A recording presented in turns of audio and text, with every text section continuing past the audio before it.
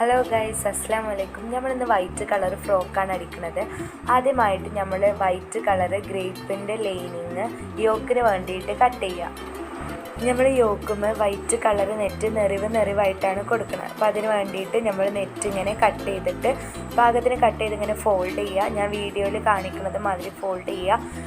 ഈ ഫോൾഡ് ചെയ്തത് നമുക്ക് അടിക്കുന്നത് വരെ മാറാതെ വെക്കാൻ വേണ്ടിയിട്ട് നമ്മൾ മുട്ട് സൂചി കൊണ്ടോ അല്ലെങ്കിൽ പിന്ന് കൊണ്ടോ ഞാൻ ഈ വീഡിയോയിൽ കാട്ടുന്ന മാതിരി ഇങ്ങനെ കുത്തി കൊടുക്കുക.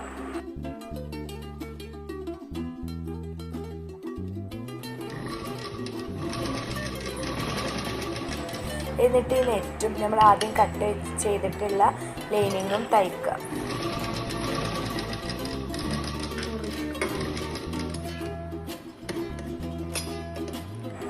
അതിനുശേഷം നമുക്ക് ബാലൻസായി വന്നിട്ടുള്ള പീസസൊക്കെ ഒന്ന് കട്ട് ചെയ്ത് മാറ്റാം.